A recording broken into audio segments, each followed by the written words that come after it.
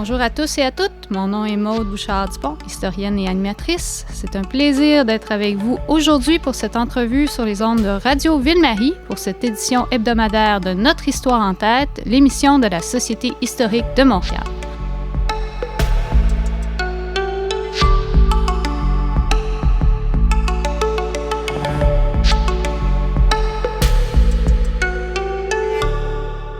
Aujourd'hui, nous recevons Christian Vachon, historien de l'art et conservateur au Musée McCord depuis 1989.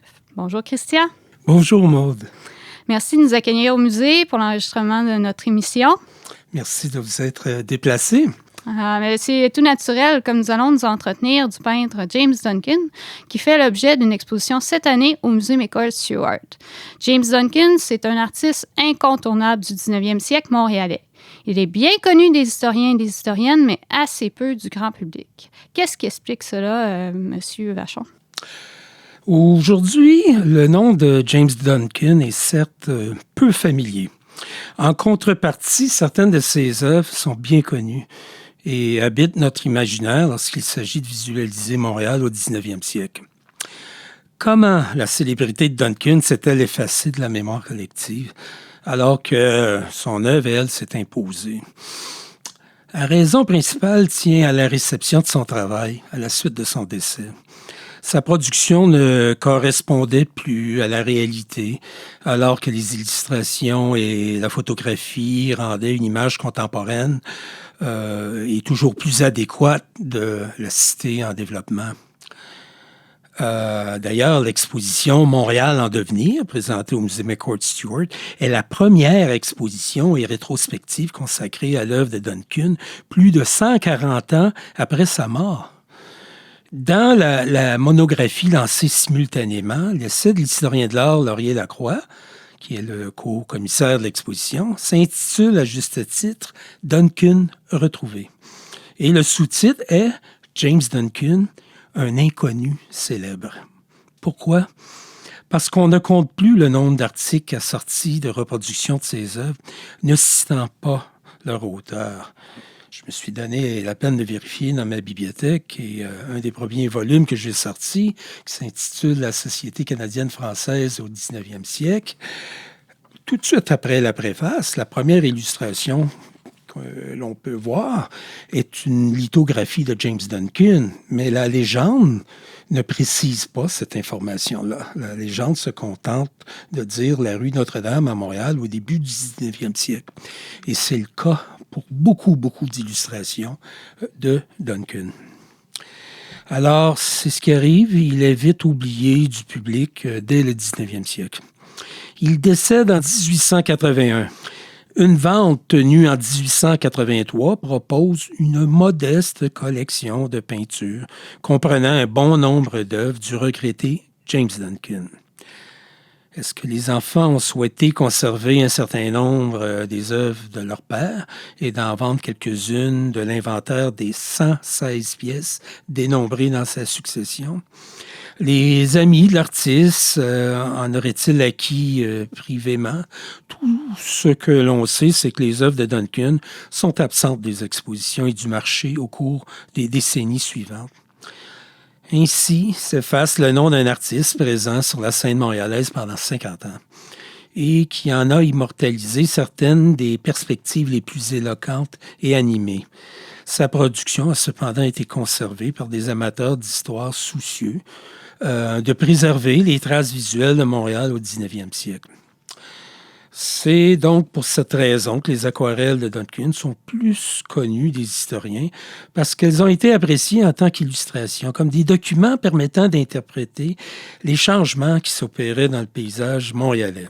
Elles ont été prisées par les centres d'archives et les musées d'histoire, comme le mien, plutôt que par les musées d'art, plus susceptibles d'accompagner l'œuvre de l'identité de son créateur.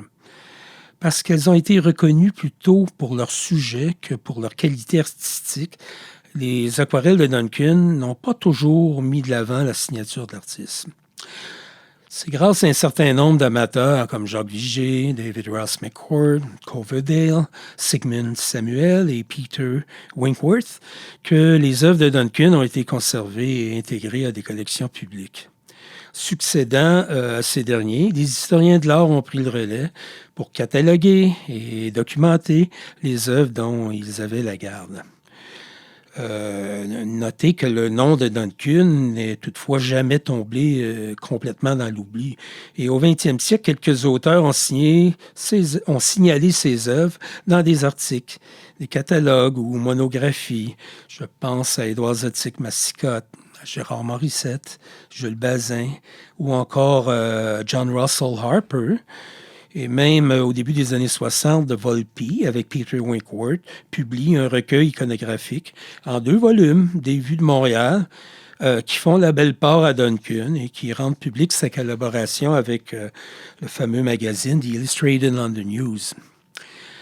Les ressources numériques dont nous disposons aujourd'hui permettent toutefois de corriger et surtout de bonifier ces textes. Monsieur Harper publié des choses extrêmement importantes comme la peinture au Canada en 69. On y retrouve à peine quelques lignes concernant Duncan. Plus tard, dans son recueil Early Painters and Engravers in Canada, 2 petits paragraphes et quelques informations corrigées. Guy Robert, plus tard, en 78, la peinture au Québec, 1 paragraphe de 10 lignes et une bio qui demanderait d'être corrigée. Il faut attendre 1991 avec la peinture au Québec, 1820-1850, sous la direction de Mario Belland. Là, on retrouve des informations substantielles. Il y a plusieurs pages par Didier Prioul et Joanne Chagnon qui signent des notices détaillées des œuvres de Duncan. Mais un autre exemple, l'exposition du Musée de Québec, qu'on appelait le Musée de Québec à l'époque, 500 œuvres choisies. Sur 500 œuvres, on ne trouve que 2 œuvres de Duncan. Et pourtant, un contemporain à Duncan, Cornelius Krieghoff, 8 œuvres. Ah, mon Dieu. Mais avant d'aller plus loin là, sur le sujet, revenons peut-être un peu au début de la carrière de James Duncan. D'où est-il originaire? Où il reçoit sa formation comme peintre? Malheureusement, son origine sociale nous est inconnue. Il est né en 1806 à Coleraine, en Irlande du Nord. Est-ce qu'il a grandi dans un milieu qui favorise les arts? Sa fille, Jane, révèle qu'il conservait précieusement un carnet de dessins d'après nature réalisé à l'âge de 8 ans. Mais quelle était son éducation? Sa formation artistique semble limitée au paysage, parce qu'il ne démontre pas les moyens lui permettant de peindre la figure humaine, même s'il s'annonce comme portraitiste. Quelles raisons le poussèrent à émigrer dans la colonie anglo-canadienne? Est-ce la crise boursière de 1825, les disettes et mauvaises récoltes qui affligeaient les Irlandais? Donc, il cherchait un autre environnement pour faire sa vie? On ne sait pas. Toute cette partie-là de sa vie est inconnue. Mais ce qu'on sait, c'est que Duncan est le premier artiste britannique à s'installer de manière permanente à Montréal en 1830. D'ailleurs, à quoi ressemble le milieu artistique lorsque James Duncan arrive à Montréal, justement, en 1830? À ce moment-là, déjà, les infrastructures commerciales, financières, judiciaires, religieuses, éducatives et culturelles britanniques sont en place. Mais il n'existe pas de réelle structure pour le milieu artistique, à savoir des associations, des galeries ou des organisations, des expositions qui sont organisées. Il faut attendre les années 1840 pour cela. Les artistes s'annoncent individuellement dans les journaux. L'emplacement de Montréal attire depuis la conquête déjà l'attention de militaires britanniques qui fournissent les premiers paysages de la ville pour orner des cartes, enjoliver leurs journaux de voyage ou faire graver des vues destinées au public anglais. Duncan se fait lui aussi connaître en tant que paysagiste, mais s'annonce comme portraitiste. Probablement un procédé stratégique, parce que c'est le genre le plus susceptible d'attirer les commandes. On passe à Louis du Lompré, là, qui était le principal portraitiste et l'artiste qui gagnait le mieux sa vie à ce moment-là. Alors, Duncan entreprend de célébrer la ville qu'il découvre dans la tradition d'artistes de passage tels que James Gray, Bouchette, fils, et Coburn. Et surtout l'artiste Robert A. Sproul, qui réalise une suite de 6 vues de Montréal gravées en 1830. Par leur sujet, ces œuvres insistent sur la modernité de la colonie. Par leurs détails, elles en suggèrent l'activité. Le Montréal des affaires, de même que ses places et monuments, s'anime dans des scènes qui ne sont cependant pas à l'échelle des bâtiments. Les vues urbaines peintes par la suite par Duncan présenteront un net avantage quant à la représentation de l'espace urbain. Et ces vues de Montréal s'imposeront aussi comme la marque de commerce de l'artiste. Quel fut le premier événement artistique auquel il a participé? La première œuvre qu'on lui connaît est un imposant paysage de Montréal vu de la base du Mont-Royal à l'automne. L'annonce de la réalisation de ce tableau dans un journal de l'époque nous est très précieuse car elle confirme le moment de l'arrivée de Duncan à Montréal et le lieu de l'exposition de cette œuvre-là. C'est un signe qu'il jouissait de liens qui lui permettait d'avoir accès au prestigieux palais de justice de Montréal où l'œuvre est montrée. Alors, c'est dans un numéro de la Minerve, en français, parce qu'il y a des journaux en anglais qui l'annoncent, en 1831, le 3 mars 1831, qui informe ses lecteurs, on voit cette semaine, gratis, dans la Chambre des avocats au Palais de justice, un tableau d'environ 8 pieds de large sur 5 pieds de haut, représentant la vue de Montréal, prise du pied de la montagne. C'est un ouvrage achevé qui donne une idée bien favorable à l'artiste, M. Duncan, arrivé de l'Irlande l'été dernier. Il invite le public à aller juger de son ouvrage. Alors, fin de la citation. Alors, cette vue de Duncan s'inscrit dans les prémices d'une tradition. La perspective observée depuis le plateau du Mont-Royal, par temps clair à l'automne, englobe les Montérégiennes, l'île Sainte-Hélène et sur le plan moyen, au centre, la silhouette de la ville. Le format du tableau recrée la vue d'ensemble du lieu et permet de saisir, à partir d'un point de vue dominant, la monumentalité du sujet. La ville qui s'étale sur toute la largeur du tableau est décrite d'une manière qui permet de voir et surtout d'imaginer sa densité et son organisation. Ouais, c'est d'ailleurs le premier tableau qui est présenté dans l'exposition. Hein? Oui, et c'est l'image qu'on se sert pour la promotion de l'exposition. Tout à fait exceptionnel. Donc, du 12 au 14 août 1831, John S. McCord, le père du fondateur du musée, entraîne James Duncan dans une excursion picturale sur l'île de Montréal. Pouvez-vous nous parler un peu de cette expédition et ce qu'elle révèle en fait de Duncan à cette époque-là? C'est assez extraordinaire et c'est assez particulier, cette expédition-là. Parce que, oui, il existe des gravures, des illustrations de Montréal à cette époque-là, mais très peu du pourtour de l'île. Alors, on pense que c'est possiblement à l'occasion de la présentation du grand tableau dont on parlait que Duncan fait la connaissance de l'avocat John Samuel McCord.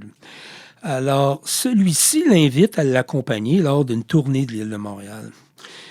McCord, qui s'intéresse à la géologie, à la topographie et à la météorologie, attire Duncan dans ce déplacement qui nous vaut un rare survol de Montréal, de ses villages et de ses paroisses.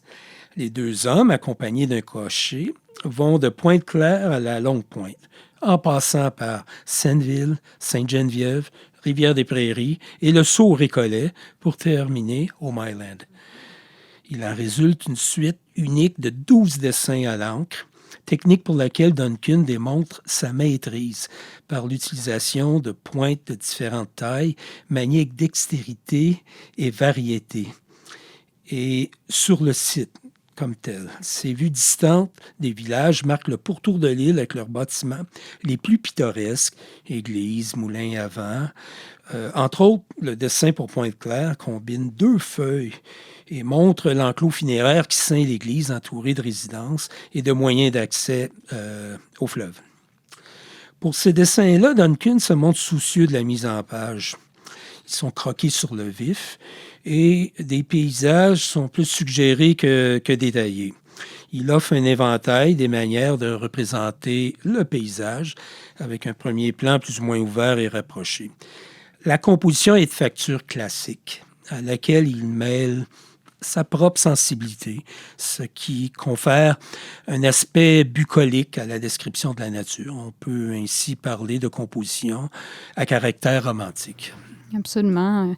Peu après son arrivée à Montréal en 1834, James Duncan va se marier avec Caroline Benedict Power, qui, elle, est originaire de Sorel. Ils auront plusieurs enfants ensemble, 5, si on en croit le dictionnaire bibliographique du Canada. Or, vous avez pu en trouver 2 autres enfants du couple, en fait, dans les recherches en archives en prévision de l'exposition. Est-ce que vous pouvez nous parler un peu de cette découverte? Oui, il fallait vérifier tout ce qui existait comme documentation et information sur le peintre. Et cette découverte-là, on la doit au site Ancestry. Mm-hmm. Un site qui n'existait pas lors de la rédaction de la notice dans le dictionnaire biographique du Canada. D'autres sources imprimées nous ont permis d'apprendre certaines choses concernant ces enfants également. Dans l'ordre de leur naissance, on retrouve d'abord James Shand en 1835 et George John Daniel en 1837. Tous les 2 deviennent des chirurgiens et vont aller pratiquer en Angleterre. Ensuite suit John David en 1839, mais qui est décédé très jeune, à une date inconnue. Ensuite, David Logan, né en 1852, qui est un employé des douanes à Montréal. 2 des 3 filles sont décédées en bas âge. Alors, Caroline Mary, 1842, Caroline, 1845. Puis, l'artiste s'est retiré à Longueuil, où il est allé vivre chez son fils David Logan. Et sa dernière fille, Jane, elle va aller vivre à Londres, en Angleterre, puis elle décède dans le quartier Fulham. C'est fascinant, vraiment, qu'est-ce qu'on peut voir avec la généalogie aujourd'hui. James Duncan, vous l'avez dit, est très connu pour ses fameux panoramas de Montréal. Sur 5 décennies, il va peindre plusieurs de ces panoramas-là, depuis le Mont-Royal, depuis le Sainte-Hélène. Comment il va mettre en relief les changements qui s'opèrent sur ces 50 ans-là? Ça, c'est intéressant. Par ses vues panoramiques, Duncan effectue un travail de miniaturisation de la ville qui implique la part du spectateur un engagement physique pour reconstituer l'univers qui lui est proposé. Alors, l'échelle utilisée permet de dominer le sujet représenté et de s'y projeter mentalement. L'art de Duncan consiste en ce regard condensé, soit de ramener la ville à des proportions qui permettent de la saisir d'un seul coup d'œil et de faire en sorte que le spectateur la reconnaisse et se l'approprie instantanément. Cette saisie s'appuie sur un rendu minutieux qui invite à découvrir les multiples détails qui accompagnent cette perception et qui révèlent la richesse que l'artiste y a enfouie. Toujours au fait des développements qui caractérisaient sa ville d'adoption, Duncan finalement célèbre et actualise l'évolution urbaine, l'évolution architecturale de Montréal pendant près de 50 ans, en urbanisant et domestiquant la tradition topographique britannique. Il a su tout au long de sa carrière proposer un regard toujours renouvelé sur son milieu de vie. Moi, c'est une des découvertes que j'ai faites sur James Duncan en visitant l'exposition, c'est que James Duncan, c'est pas seulement des panoramas de la ville de Montréal, mais il va également entrer dans les rues et présenter ses habitants dans leur quotidien. Moi, qui m'a interrogée, c'est est-ce que ces scènes-là révèlent une certaine exactitude historique quant aux représentations, les vêtements, les costumes, les scènes hivernales? Est-ce qu'on a d'autres sources qui nous permettent d'attester un peu la véracité de ces représentations-là? Absolument. Même des sources matérielles. Je pense aux vêtements. Dans la scénographie, il avait été question de reconstituer des scènes en utilisant des vêtements de la collection ici. Oui. On a laissé tomber ça en cours de route, mais on a fourni à la conservatrice de notre collection costumes, textiles et mode des représentations de Duncan et elle nous a tout de suite trouvé les vêtements qui correspondaient. On avait plusieurs mannequins dans cette reconstitution-là. On avait Femmes à Montréal à l'hiver 1840 et Femmes à Montréal dans la décennie 1840, l'été. Et on avait les hommes en 1850 à Montréal. Alors, bon, il y a eu des changements, mais la recherche existe encore. Je l'ai partagée avec l'équipe de médiation ici, et parce que nos collections au McCourt sont compatibles. Elles se parlent. Mais Duncan affectionne vraiment sa ville d'adoption. Et il est déterminé à la représenter sous plusieurs coutures. Bon, ses vues de Montréal sont diversifiées, en fait. Il y a les panoramas, mais c'est fragmenté. Et un aspect de sa production consiste en des illustrations à échelle humaine, décrivant les citadins qui s'adonnent à des activités de la vie quotidienne. L'animation des rues intéresse aussi Duncan. Alors, on l'imagine muni de son cornet de croquis qui déambule dans les rues pour observer les scènes du quotidien de la ville et pour ensuite retravailler en studio chez lui les scènes qu'il a esquissées pendant la journée. Il y a entre autres une scène de marché qui s'intitule « Habitant achetant du tissu » qui est devenue emblématique de la fabrication domestique des textiles au Québec au milieu du 19e siècle. Il y a d'autres scènes qui montrent des travailleurs procédant à la coupe et à l'entreposage de la glace dans des glacières extérieures situées sur l'île des Sœurs. Selon le muséologue Yves Bergeron, les dessins de Duncan montrent avec précision la technologie traditionnelle de coupe de la glace au 19e siècle au Québec. Le photographe Alexander Anderson immortalisera une vingtaine d'années plus tard des scènes similaires sur le fleuve Saint-Laurent gelé et l'attirail des travailleurs est le même. Alors, on peut faire la comparaison au niveau des outils. C'est tout à fait fascinant. Merci beaucoup. On va s'arrêter pour quelques secondes pour une petite pause musicale et nous allons revenir pour notre entrevue avec le conservateur et historien de l'art du musée McCourt-Stewart, M. Christian Vachon.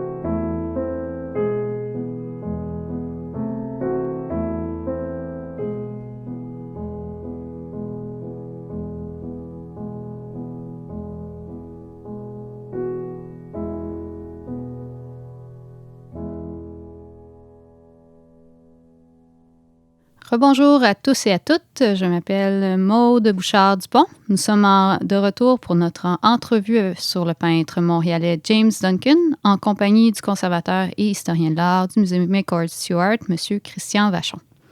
Donc, comme nous pouvons le voir dans l'exposition présentement au McCord-Stewart, James Duncan a peint des panoramas, des scènes du quotidien, mais aussi certains sports comme la crosse et le curling au 19e siècle.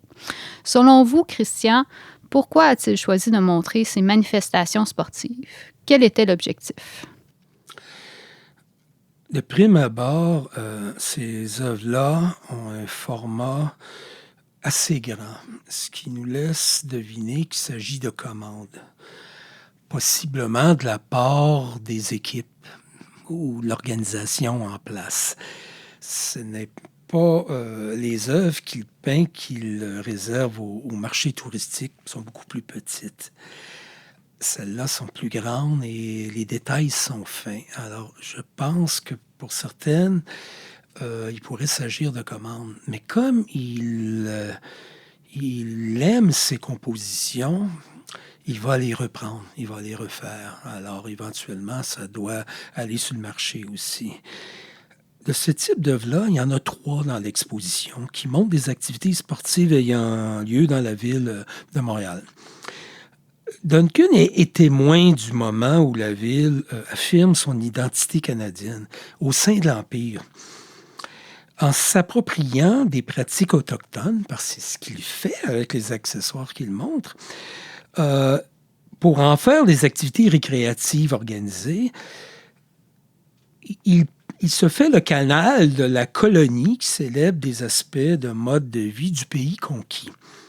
La raquette et le toboggan, on le sait, étaient des moyens de transport autochtones qui permettaient les déplacements sur un terrain enneigé et même pour rapporter à leur campement leur subsistance, le fruit de leur chasse.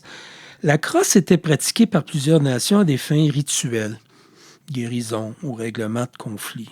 Alors, au milieu du 19e siècle, ces 3 activités sportives deviennent des loisirs urbains coloniaux. Leur appropriation s'inscrit dans la construction d'une identité nationale spécifiquement canadienne, cherchant à se distinguer de l'identité américaine ou britannique, sans pour autant renier sa loyauté à l'Empire. Le curling, c'est différent. Il n'est pas question d'appropriation ici. C'est un sport favori au Canada et la représentation qu'en fait Duncan est en fait un terreau très fertile pour toute analyse décoloniale critique.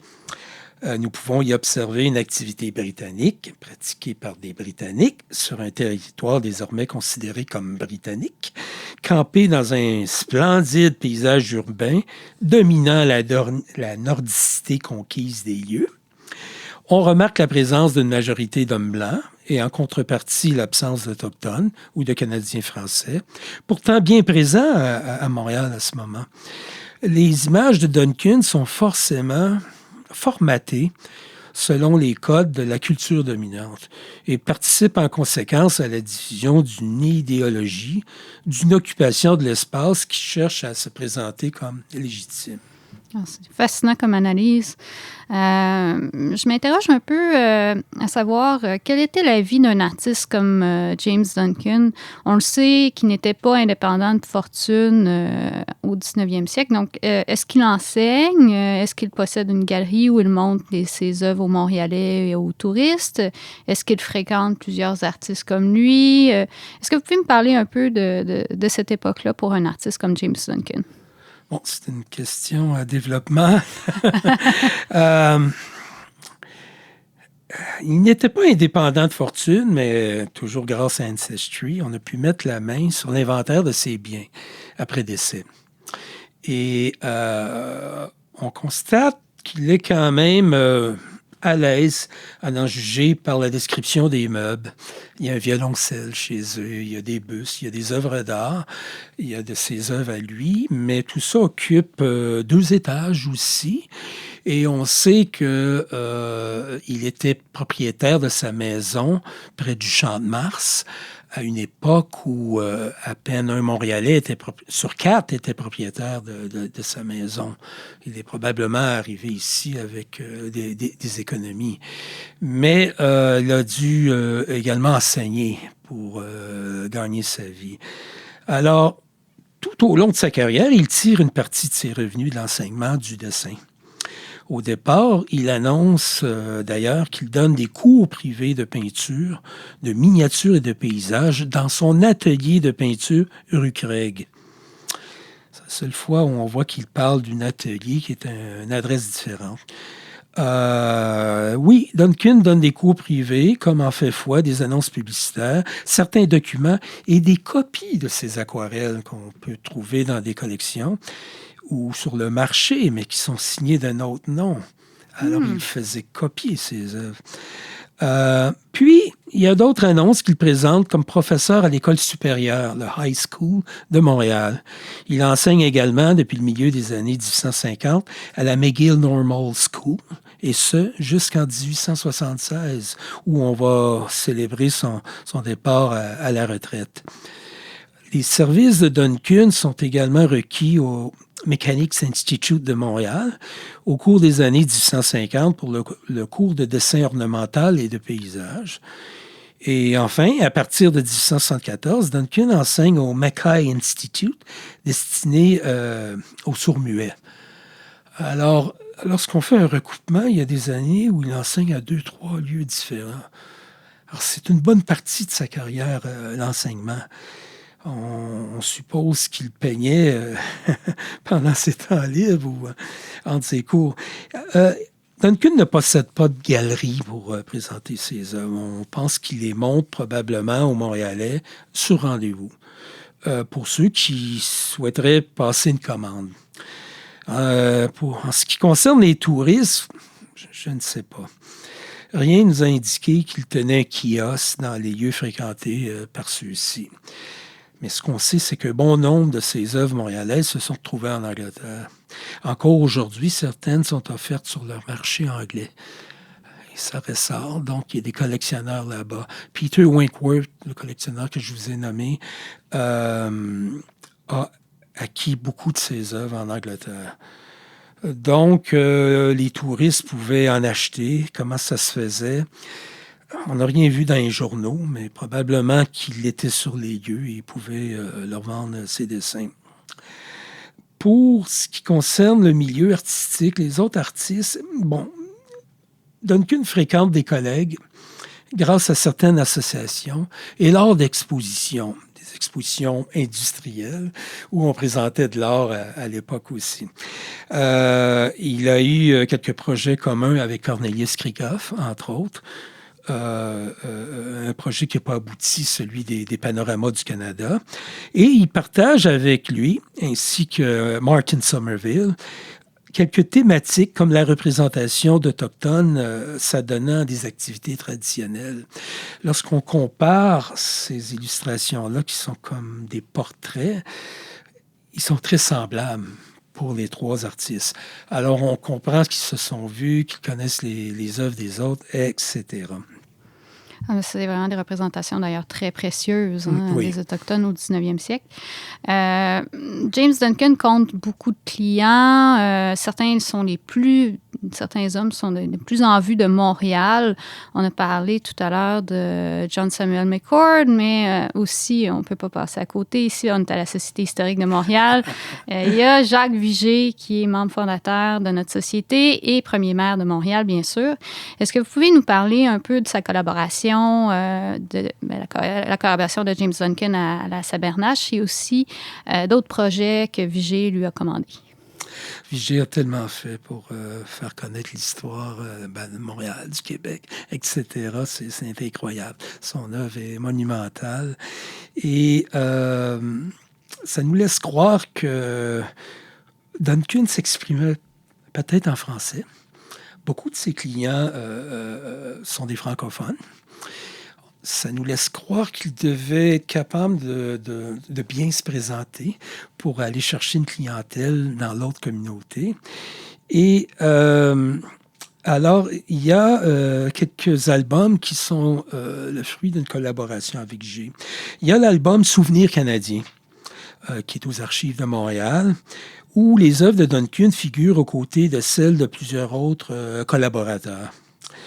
Il y a aussi un autre album qui est une collaboration seulement entre le mécène, Jacques Vigée, et Duncan. Alors, sous la direction de Vigée, Communauté religieuse est un recueil illustré des communautés religieuses catholiques de femmes fondées au Canada français. Il y en a 2 à Toronto, jusqu'en 1853. À ce moment-là, Vigée écrit les textes, lui fournit les données historiques, des statistiques de l'époque, ainsi que des annotations dans un document intitulé Précis historique. Et Duncan s'est penché sur les costumes des différents ordres représentant les femmes en action dans le cadre de leurs missions respectives. Aussi, dès 1840, il exécute des aquarelles pour illustrer Ma Saberdache rouge de Jacques Vigée, qui provient de la collection du Séminaire de Québec, maintenant à dépôt au Musée de la civilisation. Ma saberdache, qui veut dire ma sacoche, comprend aussi ma saberdache bleue, qui, lui, est un ensemble de documents manuscrits en multiples volumes. Mais ma saberdache rouge, il y a des illustrations et il y en a certaines qui font partie, qui ont été reproduites dans le livre qui accompagne l'exposition et on en expose aussi. Fascinant. Merci beaucoup pour cette remarquable réponse sur Vigée et Duncan. Une autre collaboration importante que James Duncan va faire, c'est pendant près d'une décennie, il va collaborer avec l'Illustrated London News.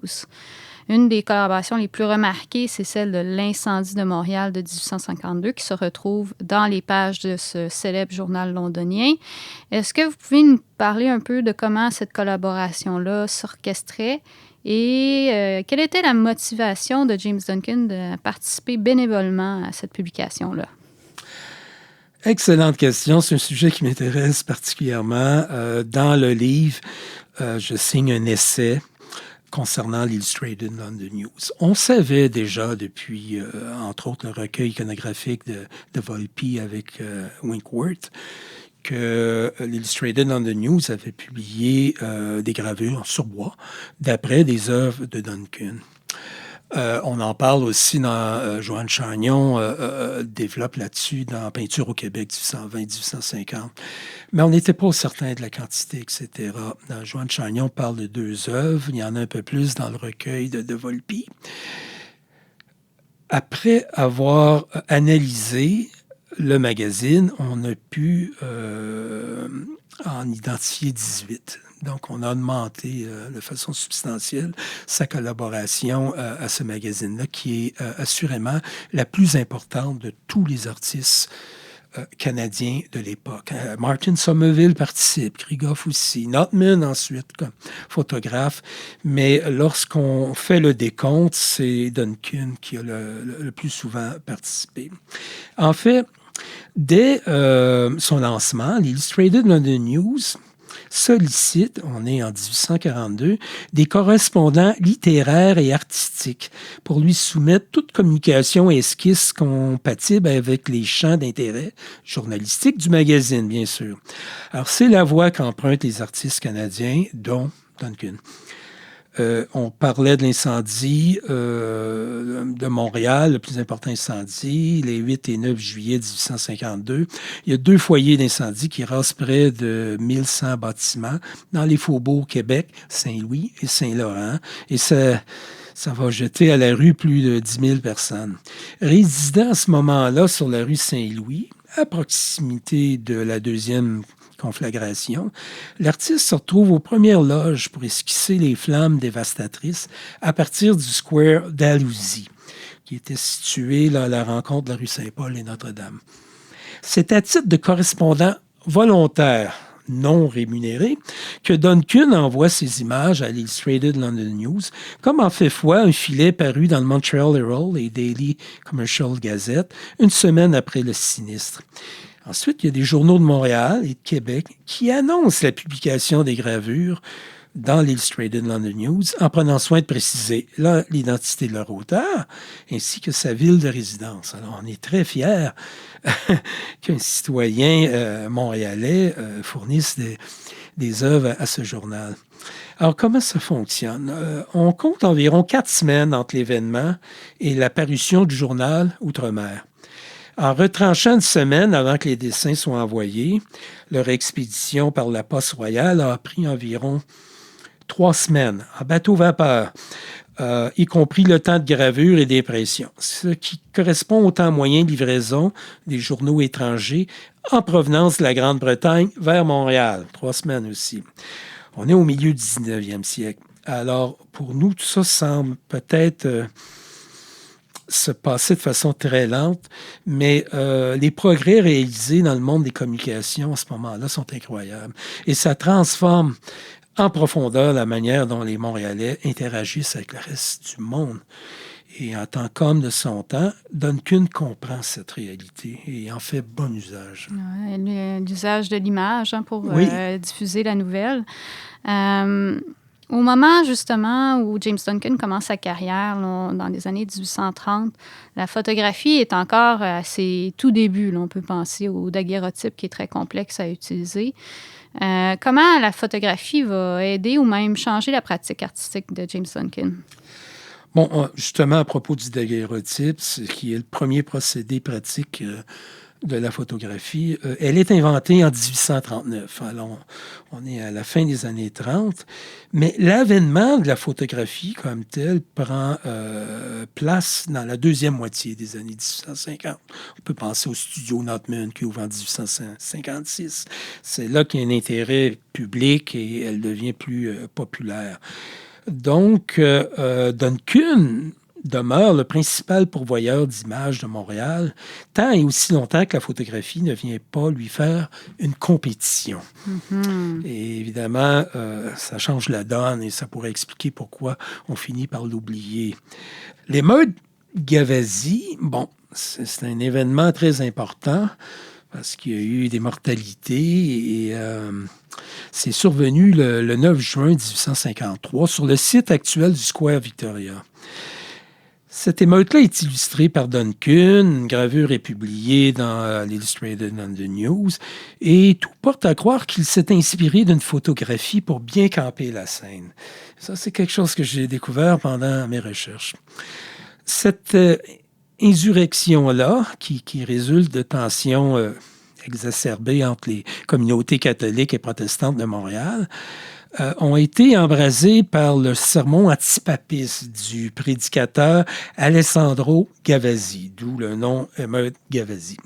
Alors, lorsqu'une image est publiée dans l'Illustrated London News, le journal peut indiquer que la gravure est d'après un croquis. À ce moment-là, techniquement, celui-ci a été exécuté au moment de l'événement.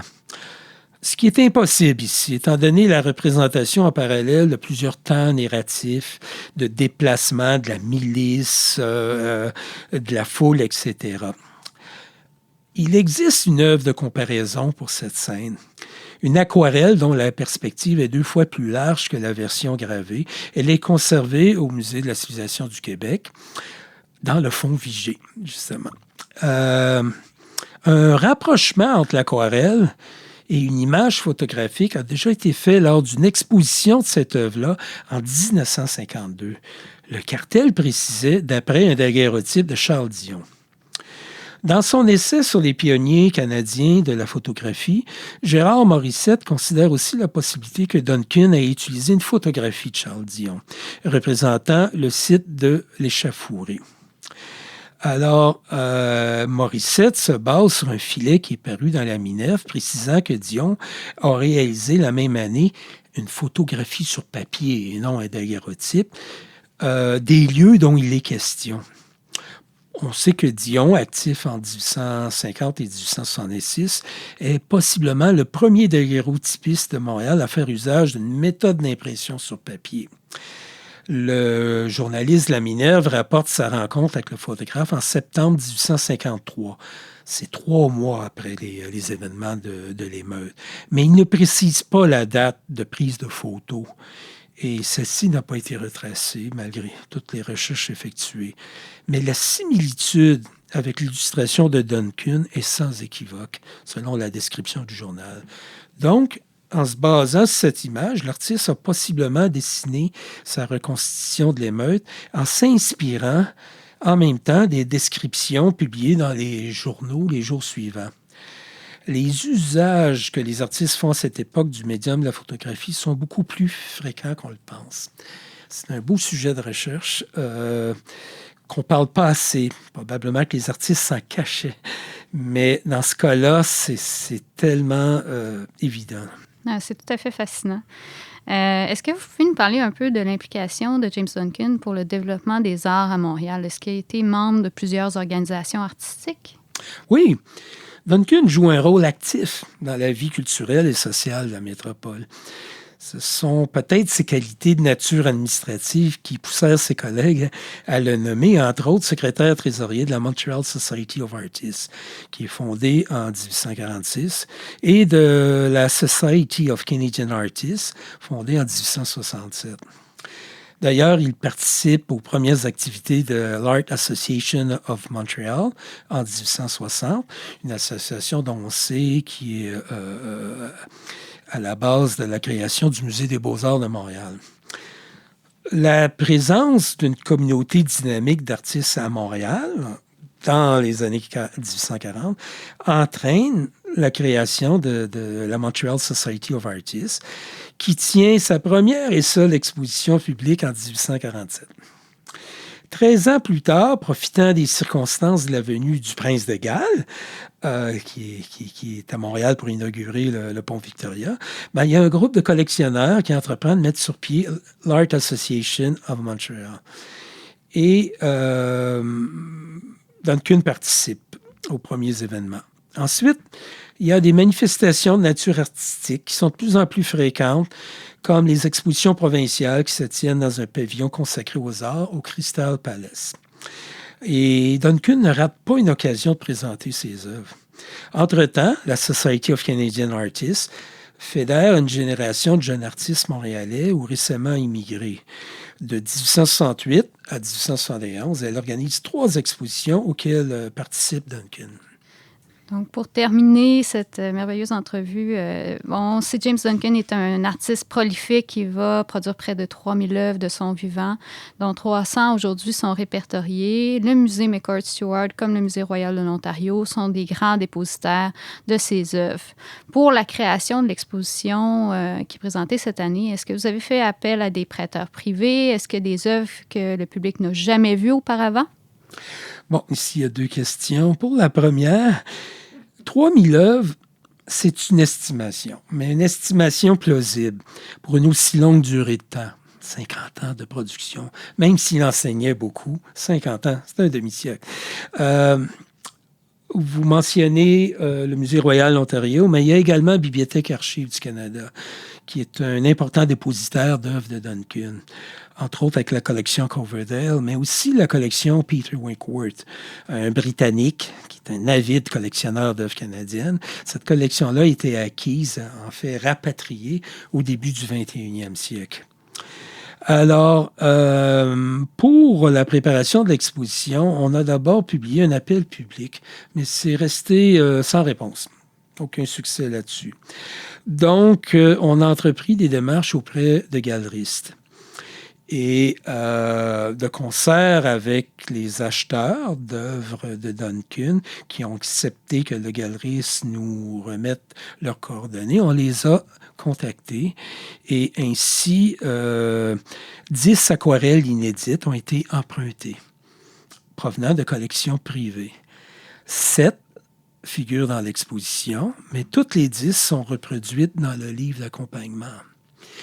Et tout de suite après le lancement de l'exposition, déjà la galerie Klinkoff ici en mettait une en vente et une deuxième qui a été achetée par une généreuse donatrice qui l'a offerte au Musée McCord Stewart. Ah, vous êtes bien chanceux. Je vous remercie pour cette belle entrevue, Christian Vachon. Ça a été un plaisir de découvrir James Duncan en votre compagnie. Tout le plaisir a été pour moi. J'espère que ça a donné le goût à nos auditeurs et nos auditrices d'aller voir l'exposition. Allez-y, vous ne serez pas déçus. Donc, je m'appelle Maude Bouchard-Dupont, je suis historienne et animatrice. Ça a été un plaisir d'être avec vous aujourd'hui pour cette entrevue sur les ondes de Radio Ville-Marie, pour cette édition hebdomadaire de Notre Histoire en tête, l'émission de la Société historique de Montréal.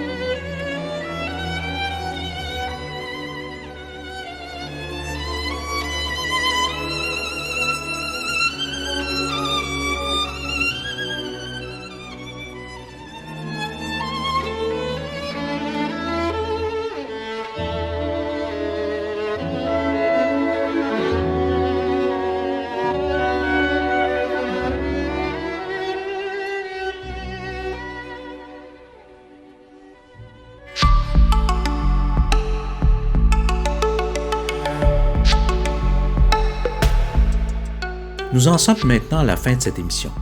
Vous pourrez la retrouver sur le site de la Société historique de Montréal, à l'onglet Émissions de radio ou sur notre chaîne YouTube. Nous vous invitons, si ce n'est déjà fait, à devenir membre de la Société historique de Montréal, ce qui nous permet de produire ces émissions. Alors, merci de nous avoir écoutés et à la semaine prochaine.